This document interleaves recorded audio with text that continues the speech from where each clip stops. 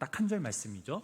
시편 111편 2절 말씀, 우리 시편 111편 2절 말씀, 우리 다 같이 한 목소리로 함께 읽겠습니다. 여호와께서 행하시는 일들이 크시오니 이를 즐거워하는 자들이 다 기리는도다. 아멘. 다시 한번 읽어보실까요? 여호와께서 행하시는 일들이 크시오니 이를 즐거워하는 자들이 다 기리는도다. 아멘. 자, 하나님의 거룩한 백성 두 번째 시간으로는 우리가 제목 영적 기쁨을 마음껏 누립시다라는 제목입니다. 우리 좌우에 계신 분들과 이렇게 인사하겠습니다. 영적 기쁨을 마음껏 누립시다.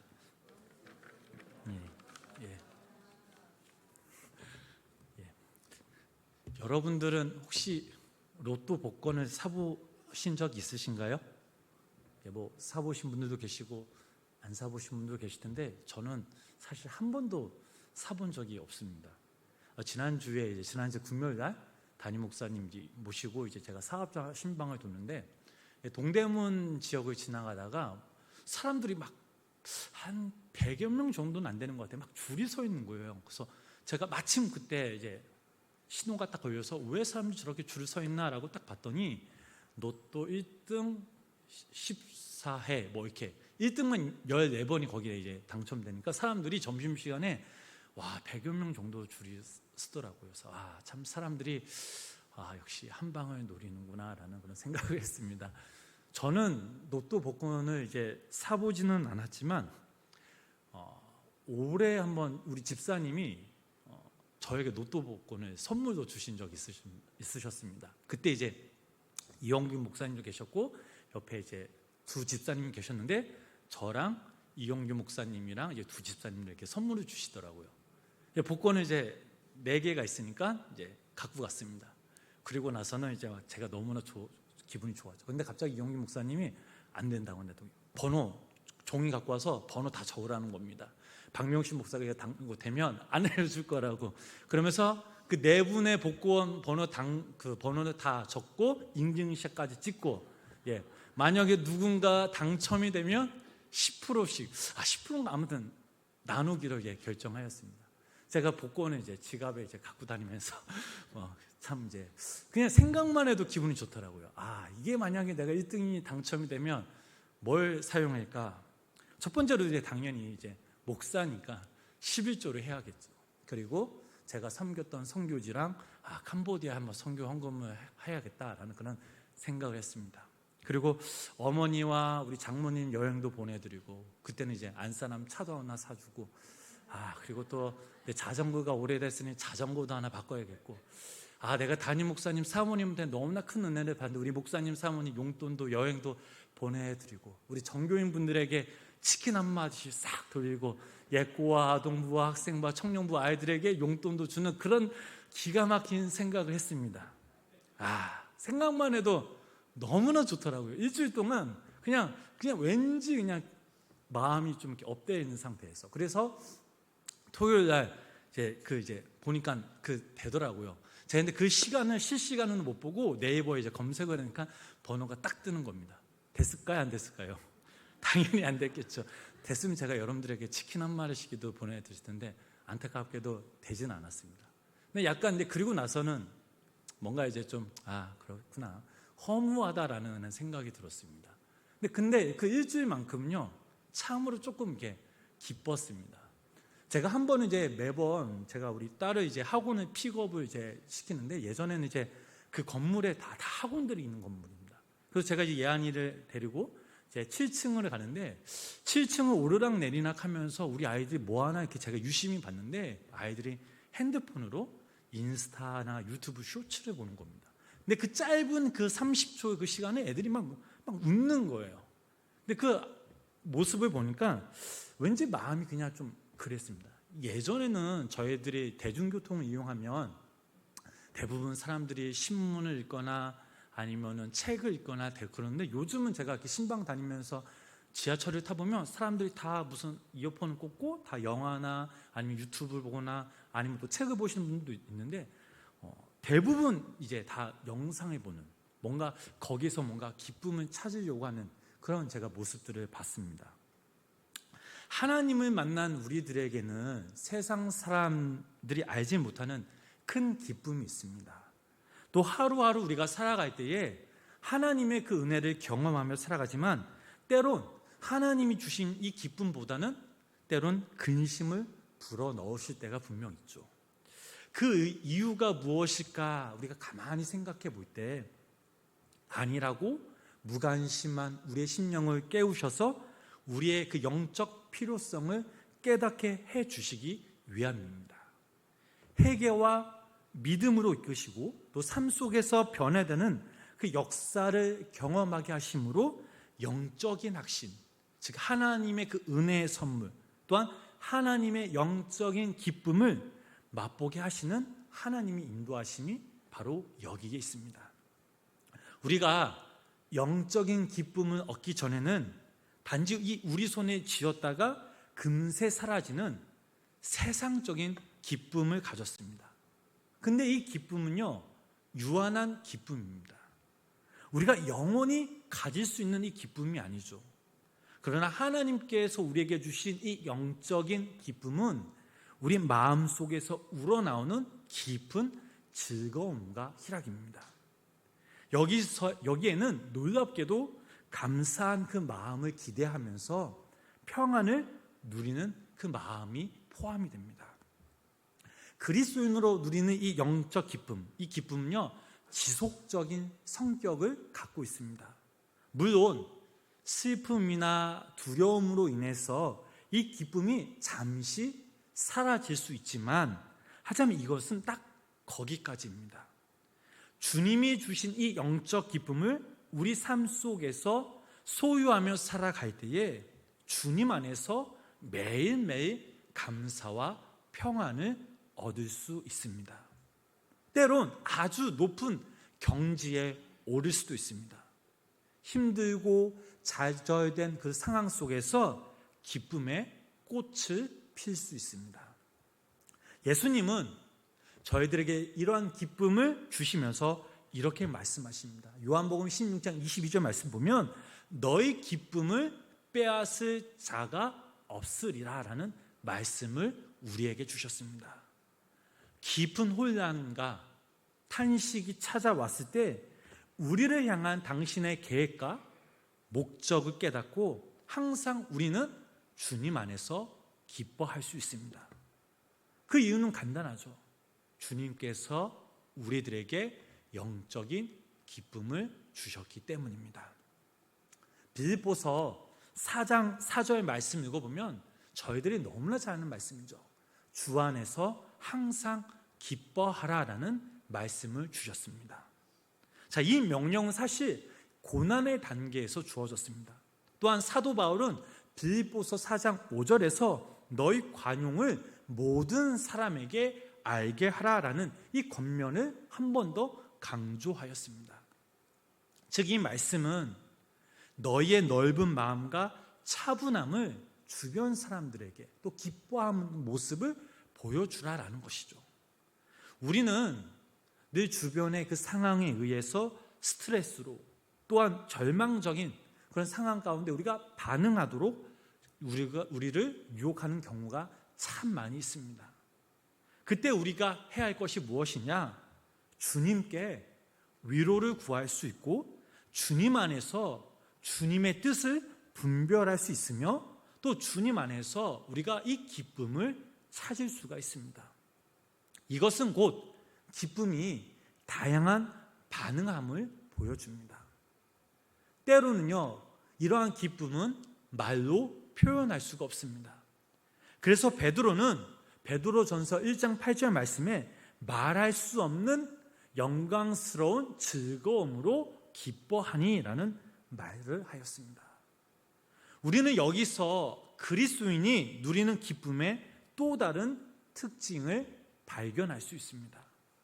이 기쁨은요, 언제나 사려가 깊고 합리적이며 내용이 있습니다. 어떠한 강력하고 감정적이며 어떠한 것에 의해 빨려드는 것과 다릅니다. 왜 이 기쁨을 누리고 있는지 우리 스스로가 주님 안에서 찾고 간구하며 알고 있는 것입니다. 게다가 이 기쁨은 세상적이고 물질적이며 비용을 많이 들여서 누리는 쾌감과는 전혀 다른 기쁨입니다. 우리는요, 부족한 가운데서도 기쁨을 누릴 수가 있습니다. 여러분 생각해 보시기 바랍니다. 믿음의 사람들, 아니 지난날 우리의 모습을 들여다보면 상상할 수 없을 정도의 우리 삶에 부족함이 있었습니다. 때론 고나고 넘어지고 때론 슬픔과 아픔이 있었지만 그때마다 감사함이라는 게 있었고 하나님의 은혜가 있었습니다. 세상의 기쁨은 계속 자극적이었지만 하나님이 주시는 이 영적인 기쁨은 사라지는 기쁨이 아닌 우리 삶 가운데 날마다 샘솟는 그런 기쁨이었습니다. 그래서 하나님이 주시는 이 영적인 기쁨은 세상과의 기쁨과는 비교할 수 없을 정도의 놀라운 하나님의 은혜가 숨겨져 있습니다. 그렇다면 우리가 이 영적인 기쁨을 어디서 찾아야 할까요? 오늘 두 가지의 말씀을 통해서 우리가 한번 알아가 보도록 하겠습니다. 첫 번째로 우리가 이 영적인 기쁨을 바로 하나님과의 만남, 즉 예배에서 찾을 수가 있습니다. 예배를 통해서 하나님의 임재를 경험하며 그분의 안에서 우리가 감사하며 그분의 사랑으로 인해서 우리의 심령이 우리가 주님 앞에 나아갈 때에 이 예배의 삶이 지속적으로 우리 삶 가운데 내포되어질 때 우리는 이 영적인 기쁨을 충만히 누릴 수 있습니다. 시편 27편 6절 말씀을 읽어보면 이런 말씀이 있습니다. 우리 이 말씀 함께 읽어보겠습니다. 이제 내 머리가 그의 장막에서 즐거운 제사를 드리겠고 노래하며 여호와를 찬송하니로다. 내가 그의 장막에서 즐거운 제사를 드리겠다라고 했습니다. 시편 42편 4절 말씀 보면 또 이런 말씀이 있습니다. 우리 이 말씀 함께 읽어보겠습니다. 내가 전에 성의를 동행하여 기쁨과 감사의 소리를 내며 그들을 하나님의 집으로 인도하였더니 이제 이 일을 기억하고 내 마음이 상하는 도다. 아멘. 하나님은요, 우리가 불행하기를 원치 않으십니다.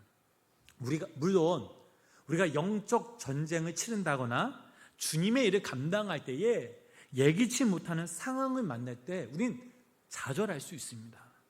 하지만 이러한 일들 때문에 주님을 향한 이 예배와 신뢰가 무너진다면, 아니 이러한 일들로 우리가 불행해진다면 이것은 주님이 원하시는 모습이 아니라는 사실이죠.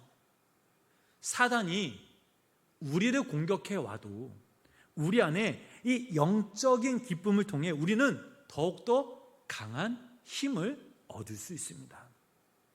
이 영적인 기쁨 밑 바탕에는 바로 예배가 있음을 기억하시기를 바랍니다.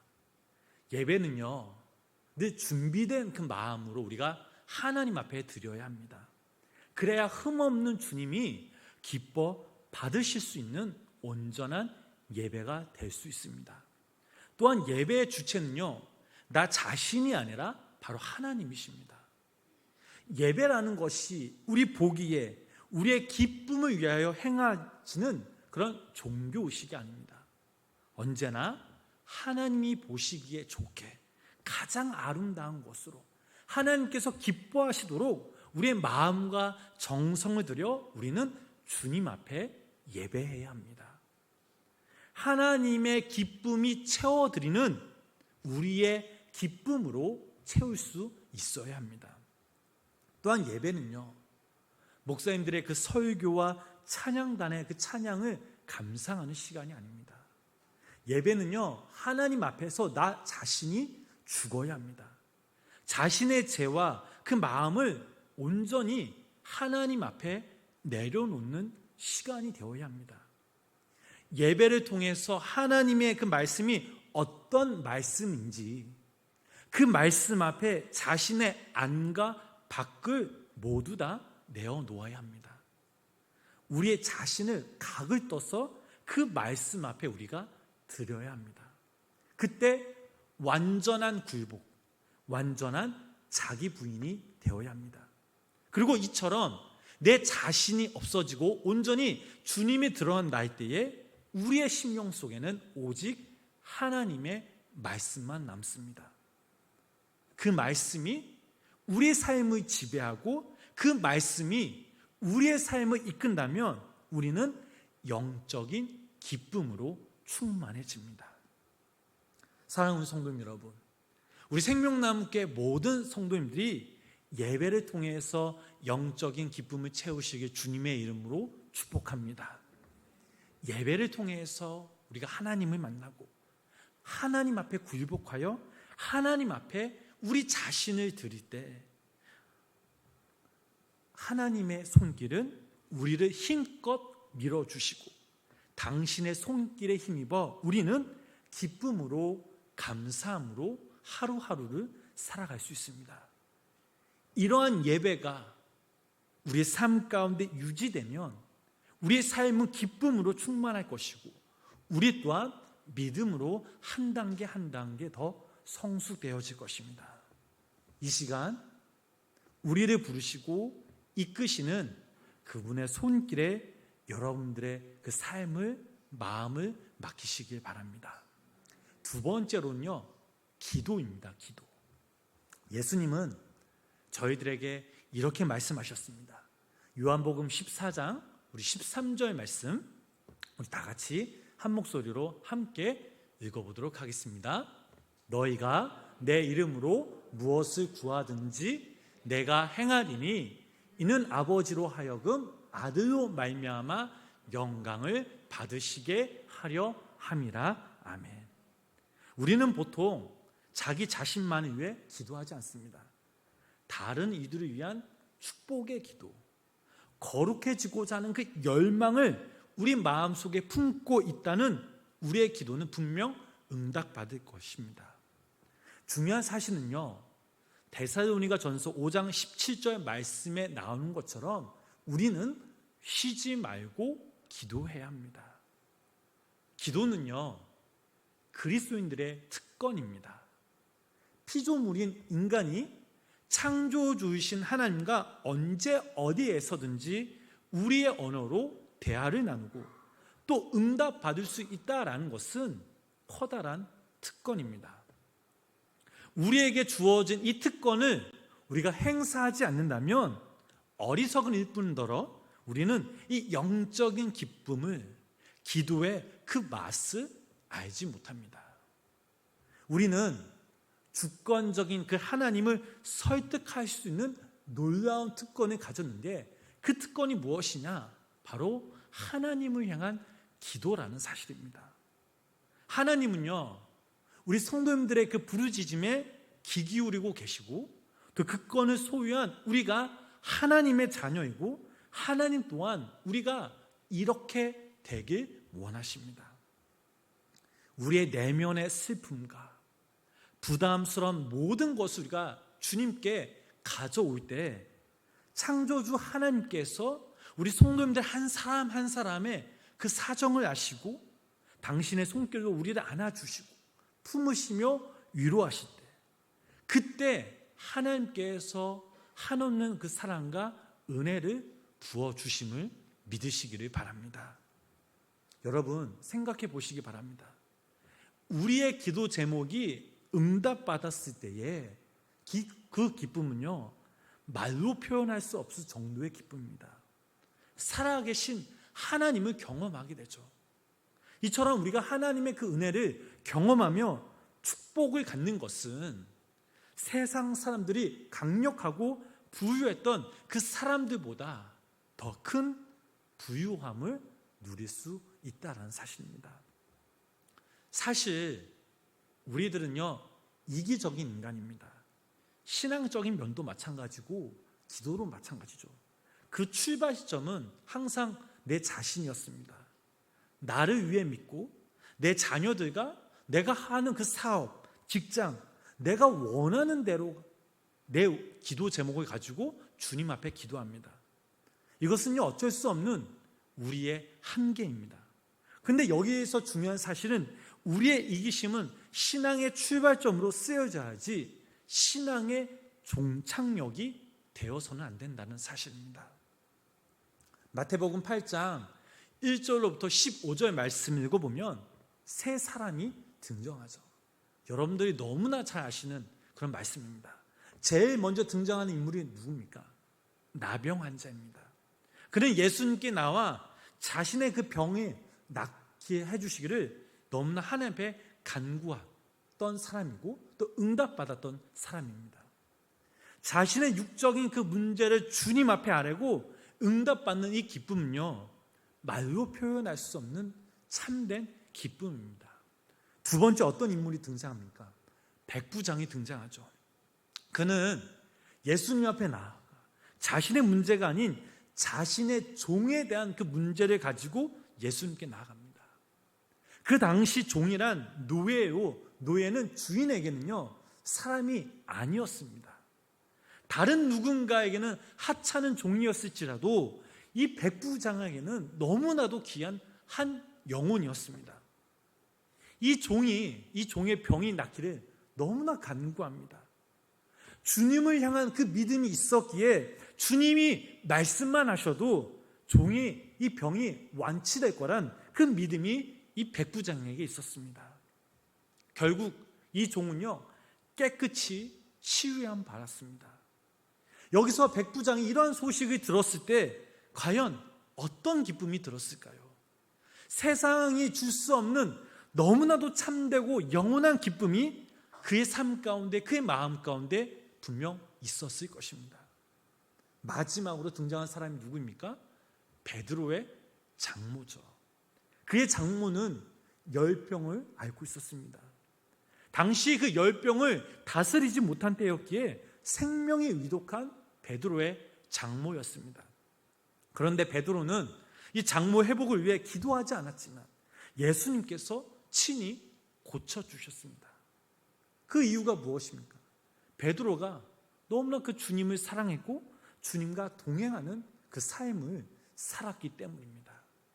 주님께서 이 베드로에게 있어야 할 그것을 미리 아시고 이렇게 응답해 주셨습니다.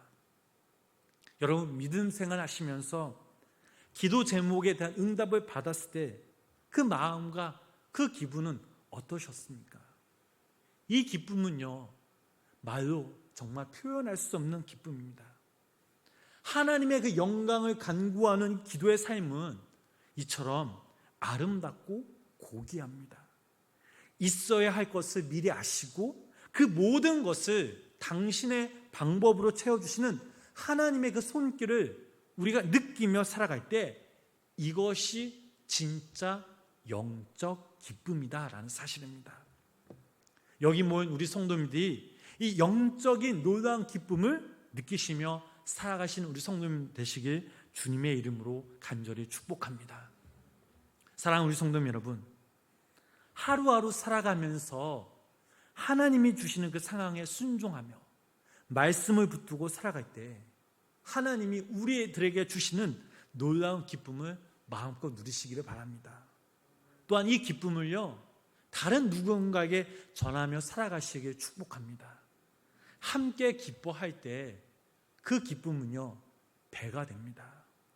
그리스도인의 성품을 가진 우리 모두가 우리 주변의 이웃들을 서로 사랑하면서 섬기며 살아갈 때 그 안에 싹 트는 사랑은 세상 그 무엇보다 가장 귀하고 가장 큰 기쁨이다라는 사실입니다. 또한 하루하루 하나님의 그 역사를 바라보시며 기뻐 감격하시며 살아가시는 우리 성도님 되시길 축복합니다. 때론 하나님이 만드신 이 세상을 바라보시면서 잠시 쉼을 얻고 묵상할 때에 하나님의 위대하심을 우리는 느낄 수 있습니다. 하나님을 감탄하시는 기쁨을 가지시길 축복합니다.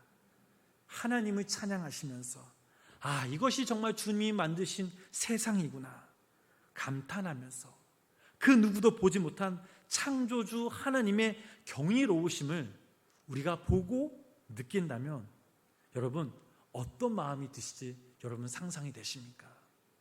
성경은요, 주님을 경외하는 이들에게 즐거움과 기쁨을 주는 원천이다라고 말하고 있습니다. 이것이 바로 영적인 삶이라는 것이죠. 혹시나 지금 시험과 어려움을 겪으신다면 그 상황 속에서 하나님을 바라보시면서 그 하나님 안에서 참된 기쁨을 찾으시기를 바랍니다. 야고보서 1장 2절 말씀, 저희들이 너무나 잘 아는 말씀이죠. 내 형제들아, 너희가 여러 가지 시험을 당하거든 온전히 기쁘게 여기라. 고난을 통해 다른 때에는 볼 수도 없고 할 수 없었던 주님을 증명할 수 있기 때문입니다. 하나님은 우리 성도님들의 중심을 바라보십니다. 우리의 그 신실한 기도에 응답하시는 하나님께 우리는 감사와 찬송을 올려드릴 수 있습니다. 그리스도인들에게 기쁨의 원천 중에서 가장 최상의 그 원천은 우리가 하나님 앞에 온전히 예배하며 주님을 향한 그 기도를 통해 우리는 그 기쁨을 얻을 수 있습니다. 믿음의 눈으로 주님을 바라보실 때 그분이 우리 삶 가운데 늘 거하시며 우리를 위해서 매 순간순간마다 중보하시고 오늘과 내일의 삶을 계획하시고 이끄시며 또한 그 놀라운 그 이끄시는 그 과정 가운데 우리는 하나님의 그 은혜를 경험할 수 있습니다. 또한 하나님 앞에 영광 돌릴 수 있습니다. 그 영광의 주님이 바로 우리의 주님이 되십니다. 나도 우리들도 그분의 것이며 그분이 바로 나의 것이라는 사실입니다. 우리 생명나무교회 모든 성도님들이 매일매일 하나님 안에서 놀라운 기쁨을 찾고 또 구하시며 그 기쁨을 마음껏 누리실 때 하나님의 귀한 은혜와 평강과 그 복이 무엇보다 하나님의 그 놀라운 기쁨이 우리 성도님들 삶 가운데 날마다 샘솟길 주님의 이름으로 간절히 축원합니다. 기도하겠습니다. 사랑하는 주님, 9월 마지막 수요 예배를 주의 전에서 또 가정에서 드리게 하심에 감사를 드립니다. 하나님, 우리가 주님을 믿고 주님 안에서 기뻐한다라고 하지만 그러나 실제 우리의 삶을 돌아보면 나의 이기적인 모습, 교만과 미움과 다툼과 시기가 있었음을 고백합니다. 주님을 위해 예배하고 기도한다고 하지만 어디까지나 나 자신으로부터 출발하여 나 자신만을 위한 예배와 기도였습니다. 그러나 하나님, 이제는 우리가 주님 안에서 영적인 기쁨을 찾고 간구하는 성도님들 되게 하여 주시옵소서. 세상에 줄 수 없는 오직 주님 안에서 찾는 그 기쁨, 영적인 기쁨을 예배와 기도를 통해 얻게 하시고 그 기쁨으로 인해 우리 성도님들이 감사와 평안과 쉼을 회복을 통해 더욱더 주님과 친밀하며 주님을 따르며 순종하는 믿음의 성도님의 삶이 되도록 성령님 인도하여 주시옵소서. 명절이 시작됩니다. 성령님 오고 가는 여정 주님께서 지켜주시고 인도하여 주시며 이 명절 기간 동안 지치는 일 없이 마음 상한 일 없도록 주님 인도하여 주시고 함께 행복하고 귀한 은혜의 시간 나눌 수 있도록 주님 인도하여 주시옵소서. 예수님의 이름으로 간절히 기도드렸습니다. 아멘.